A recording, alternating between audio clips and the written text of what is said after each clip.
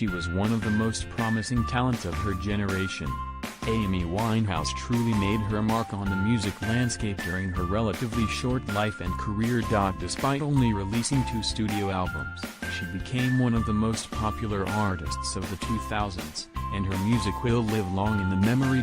Here are just a handful of her very best songs. You Know I'm No Good. This deeply honest song was the second single from Amy's second album Back to Black. Actor Sir Roger Moore quipped that he had no idea why Amy chose to include him in the lyrics, unless she wanted a word that rhymes with door, or could not find a word that rhymes with Connery.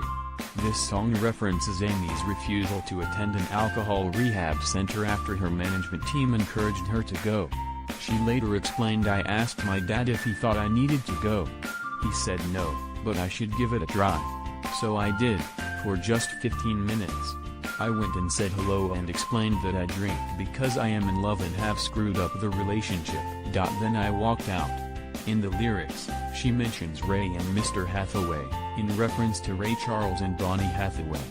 The song was produced by Mark Ronson. Take the Box. Taken from Amy's first album Frank, this song follows a character who is in the process of leaving her lover after discovering he is having an affair. The song sees her telling the lover to literally take the box, including gifts he had previously given her. Back to Black, title track from her second album.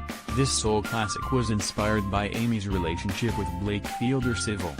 He had left her for an ex-girlfriend, leaving her going to black, which may appear to refer to addictions and depression. The song's sound and rhythm have been described as similar to girl groups from the 1960s, while its production was noted for its wall of sound technique. Tears dry on their own. While the melody and lyrics of this song were composed by Amy, the music behind her voice is a sample of Marvin Gaye and Tammy Terrell's Motown classic hit Ain't No Mountain High Enough'. Amy later said Tears Dry on Their Own is a track about the breakup with Blake, my ex. Most of these songs are about him. I shouldn't have been in a relationship with him because he was already involved with someone else a bit too close to home. The song is about when we split up and saying to myself, yes, you're sad but you'll get over it. And I did. Love is a losing game. George Michael named this song as one of his 8 choices on Desert Island Discs. When asked which of his 8 choices he would pick if he had to choose one, he opted for this. This song won the 2008 Ivor Novello Award for Best Song Musically and Lyrically.